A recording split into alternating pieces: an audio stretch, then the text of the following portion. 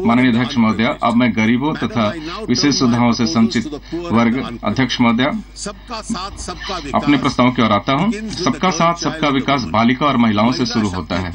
गांव स्तर पर 14 लाख ICDS आंगनवाड़ी केंद्रों में 500 करोड़ के आवंटन से महिला शक्ति केंद्र स्थापित किए जाएंगे।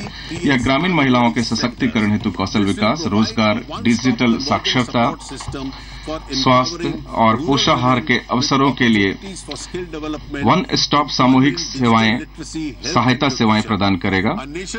माननीय प्रधानमंत्री द्वारा 31 दिसंबर 2016 को गर्भवती महिलाओं को वित्तीय सहायता की राष्ट्रव्यापी स्कीम की घोषणा पहले ही की जा चुकी है। इस स्कीम के अंतर्गत उस गर्भवती महिला के बैंक खाते में सीधे 6,000 रुपए अंतरित कर दिए जाएंगे, जो किसी चिकित्सा संस्था में बच्चे को जन्म देगी और अपने बच्चों का टीकाकरण कराएगी। मैंने सभी मंत्रालयों की विभिन्न योजनाओं के अंतर्गत महिला और बाल विकास के लिए आवंटन बजट अनुमान 2016-17 में 1,56,528 करोड़ रुपए से बढ़ाकर बजट अनुमान 2017-18 में 1,84,632 करोड़ कर दिया है। हम सस्ते आवासों में अधिक निवेश सुसाध्य बनाने का प्रस्ताव करते हैं। सस्ते आवासों को अब संरचना का दर्जा दिया जाएगा, जो इन परियोजनाओं को इनसे संबंधित लाभ लेने में समर्थ बनाएगा। राष्ट्रीय आवास बैंक 2017-18 में लगभग 20,000 करोड़ के वेस्टी आवास ऋणों का पुनर्वित्त पोषण करेगा। विमुद्रीकरण से उत्पन्न अधिक नकदी को धन्यवाद कि बैंकों ने आवासों सहित अपनी उधार देने की दरें पहले ही कम करनी शुरू कर दी हैं। इसके अतिरिक्त माननीय प्रधानमंत्री द्वारा आवास ऋणों के लिए ब्याज सहायता की घोषणा भी की गई है। गरीबी सामान्यतः कमजोर स्वास्थ्य से जुड़ी होती है। ये गरीब ही होते हैं जो विभिन्न दीर्घकालिक बीमारियों से सबसे अधिक पीड़ित होते हैं। इसलिए सरकार ने 2017 तक कालाजार और फिलियारियासिस 2018 तक कोढ़ और 2020 तक खसरा समाप्त करने की कार्ययोजना तैयार की है। 2025 तक तपेदिक समाप्त करने का लक्ष्य भी है।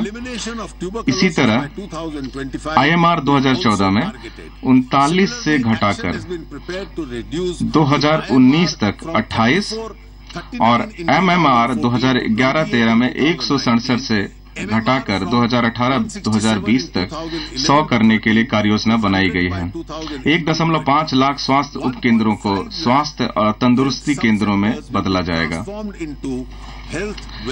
हमें द्वितीयक और तृतीयक स्तरों की स्वास्थ्य देखभाल सुदृढ़ करने के लिए विशेषज्ञ डॉक्टरों की समुचित उपलब्धता सुनिश्चित करने की जरूरत होगी। इसलिए हमने प्रतिवर्ष अतिरिक्त 5,000 स्नातकोत्तर सीटें सृजित करने का निर्णय लिया है। इसके अतिरिक्त बड़े जिला अस्पतालों में DNB पाठ्यक्रम शुरू करने, चुनिंदा ESI और नगर निगमों के अस्पतालों में स्नातकोत्तर शिक्षण सुदृढ़ करने और ख्याति प्राप्त निजी अस्पतालों को DNB पाठ्यक्रम शुरू करने के लिए प्रोत्साहित करने हेतु उपाय किए जाएंगे। हम राज्य सरकारों के साथ मिलकर इन कार्यों को आगे बढ़ाने का काम करेंगे। सरकार भारत में चिकित्सा, शिक्षा और प्रैक्टिस के विनियामक ढांचे के संरचनात्मक परिवर्तन के लिए आवश्यक कदम उठाने के लिए वचनबद्ध है। झारखंड और गुजरात में 2 नए अखिल भारतीय आयुर्विज्ञान संस्थान स्थापित किए जाएंगे।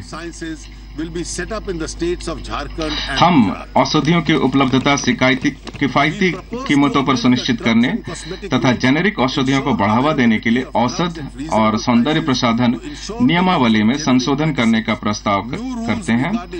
चिकित्सा उपकरणों को विनियमित करने के लिए नई नियमावली भी तैयार की जाएगी। ये नियम अंतर्राष्ट्रीय नियमानुसार होंगे और इस क्षेत्र में निवेश आएगा। इससे इन उपकरणों की लागत कम होगी। हम एक श्रमानुकूल माहौल बनाना चाहते हैं जहां श्रमिक अधिकारों की रक्षा होगी और सौहार्दपूर्ण संबंधों से उत्पादकता में बढ़ोतरी होगी। मौजूदा श्रम कानूनों को सरल और युक्ति संगत बनाने और इन्हें वेतन, औद्योगिक संबंध, पहला है वेतन, दूसरा औद्योगिक संबंध, तीसरा है सामाजिक सुरक्षा और कल्याण, चौथा है सुरक्षा और कार्य स्थितियों पर 4 संहिताओं में सम्मिलित करने के लिए विधायी सुधार किए जाएंगे। आदर्श दुकान और स्थापना विधेयक 2016 पर विचार करने और इसे अपनाने के लिए सभी राज्यों को परिचालित किया गया है। इससे महिला रोजगार के अतिरिक्त रास्ते खुलेंगे। वेतन भुगतान अधिनियम में किया गया संशोधन श्रमिकों और ईज ऑफ डूइंग बिजनेस के लाभार्थ हमारी सरकार द्वारा की गई एक और पहल है।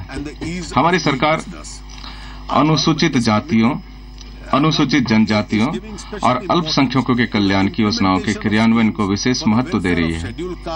अनुसूचित जातियों के कल्याण के लिए किया जाने वाला आवंटन बजट अनुमान 2016-17 में 38,833 करोड़ से बढ़ाकर 2017-18 में 52,393 करोड़ किया गया है, जो लगभग 35% की वृद्धि दर्शाता है। इंक्रीज एससी एलोकेशन का इस बजट में है। अनुसूचित जनजातियों के लिए किया जाने वाला आवंटन बढ़ाकर 31,920 करोड़ किया गया है और अल्पसंख्यक मामलों का आवंटन 4,195 करोड़ किया गया है। सरकार नीति आयोग द्वारा इन क्षेत्रों में व्यय की परिणाम आधारित निगरानी की शुरुआत करेगी।